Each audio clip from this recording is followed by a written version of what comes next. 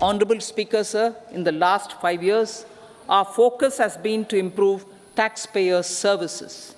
The age-old jurisdiction-based assessment system was transformed with the introduction of faceless assessment and appeal, thereby imparting greater efficiency, transparency, and accountability. Introduction of updated income tax returns, a new Form 26AS, and pre-filling of tax returns have made filing of tax returns simpler and easier. Average processing time of returns has been reduced from 93 days in the year 2013-14 to a mere 10 days this year, thereby making refunds faster. The revised estimate of the fiscal deficit is 5.8% of GDP, improving on the budget estimate, notwithstanding moderation in the nominal growth estimates. Budget estimates for 2024-25. Coming to the year 2024-25, the total receipts other than borrowings and total expenditure are estimated at 30.80 and 47.66 lakh crore rupees respectively. The tax receipts are estimated at 26.02 lakh crore rupees. The scheme of 50-year interest-free loan for capital expenditure to states will be continued this year with an outlay of 1.3 lakh crore rupees. We continue on the path of fiscal consolidation, as announced in my budget speech of 2021-22, to reduce fiscal deficit below 4.5% by 25-26. The fiscal deficit in 2024-25 is estimated to be 5.1% of GDP, adhering to that path. The government has reduced and rationalized tax rates. Under the new tax scheme, there is now no tax liability for taxpayers with income up to 7 lakh rupees, up from 2.2 lakh rupees in the financial year 2013-14. The threshold for presumptive taxation for retail businesses was increased from 2 crores to 3 crores. Similarly, the threshold for professionals eligible for presumptive taxation was increased from 50 lakh rupees to 75 lakh rupees. Also, corporate tax rate was decreased from 30% to 22% for existing domestic companies and to 15% for certain new manufacturing companies. As for tax proposals, in keeping with the convention, I do not propose to make any changes relating to taxation and propose to retain the same tax rates for direct and indirect taxes, including import duties. However, certain tax benefits to startups and investments made by sovereign wealth or pension funds, as also tax exemption on certain income of some IFSC units, are expiring on 31/3/2024. To provide continuity in taxation, I propose to extend the date to 31/3/2025. 3 major economic railway corridor programs will be implemented. These are Energy, Mineral and Cement Corridor, number 2, Port Connectivity Corridors, and number 3, High Traffic Density Corridors. The projects have been identified under the PM Gati Shakti for enabling multimodal connectivity. They will improve logistics efficiency and reduce cost. The resultant decongestion of the high traffic corridors will also help in improving operations of passenger trains, resulting in safety and higher travel speed for passengers. Together with dedicated freight corridors, these 3 economic corridor programs will accelerate our GDP growth and reduce logistic costs.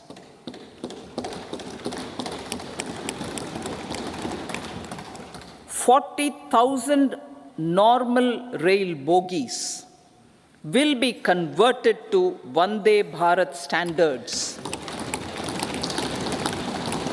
to enhance safety, convenience, and comfort of passengers.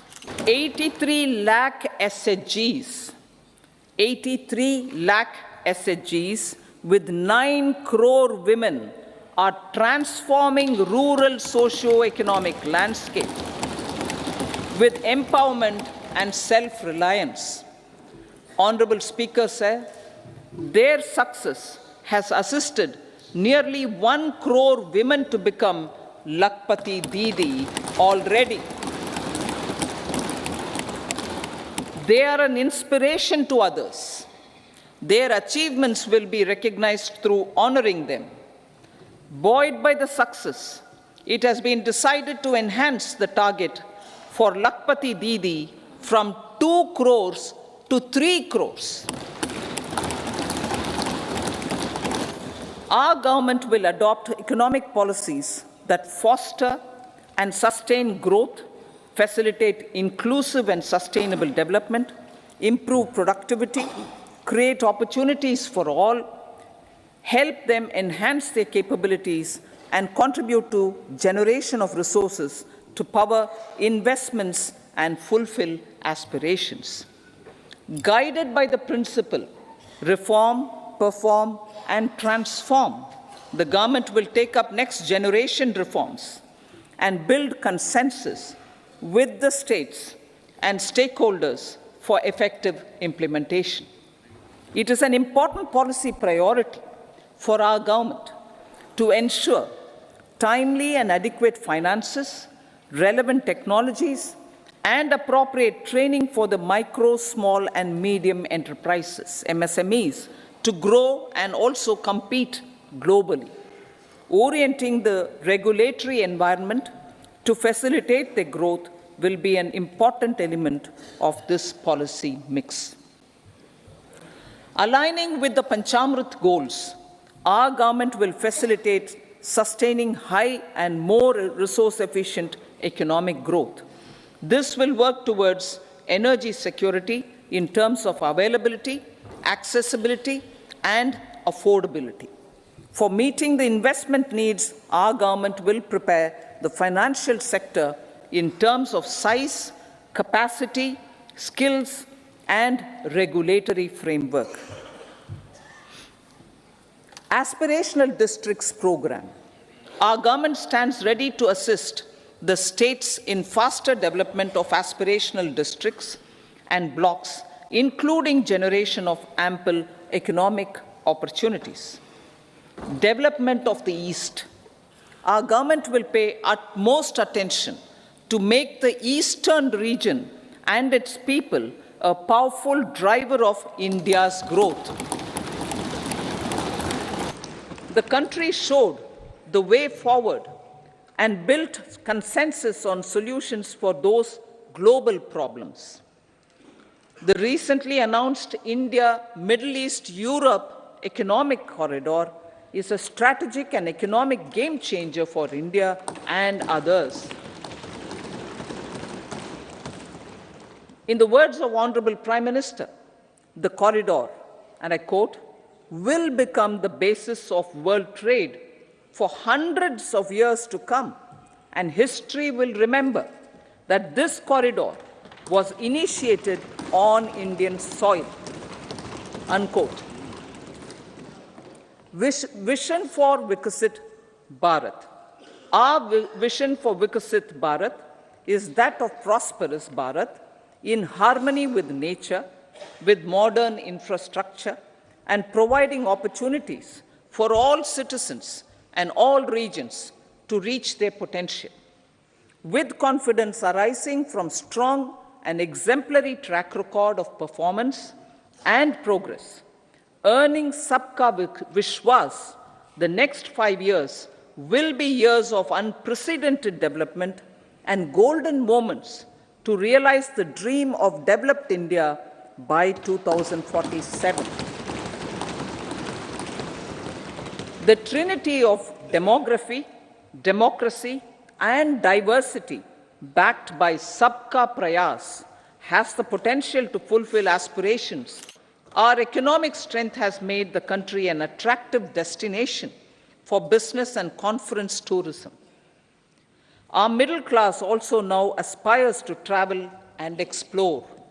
Tourism, including spiritual tourism, has tremendous opportunities for local entrepreneurship. States will be encouraged to take up comprehensive development of iconic tourist centers, branding and marketing them at global scale. A framework for rating of the centers based on quality of facilities and services will be established. Long-term interest-free loans will be provided to states for financing such development on matching basis. To address the emerging fervor for domestic tourism, Honorable Speaker, sir, projects for port connectivity, tourism infrastructure, and amenities will be taken up on our islands, including Lakshadweep.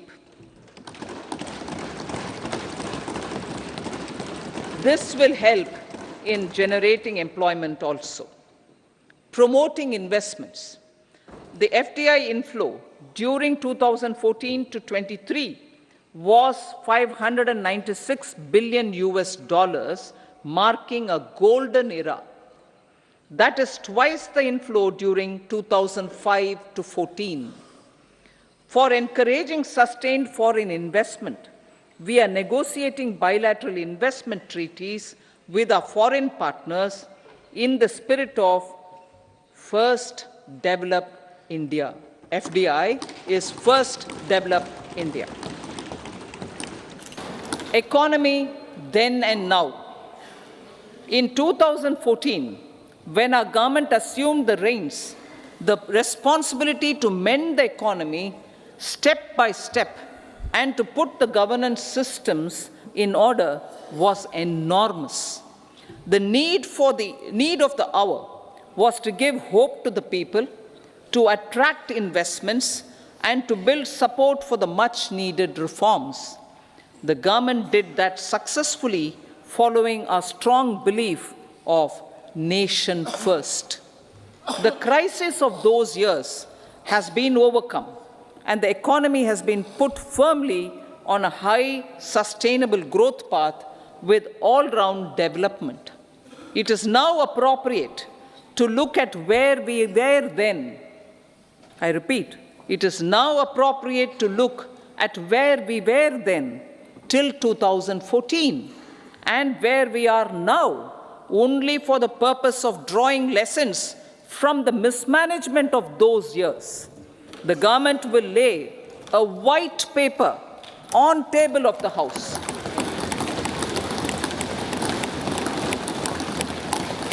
The exemplary track record of governance, development and performance, effective delivery and Jan Kalyan has given the government trust, confidence and blessings of the people to realize whatever it takes, the goal of Viksit Bharat, with good intentions, true dedication and hard work in the coming years and decades.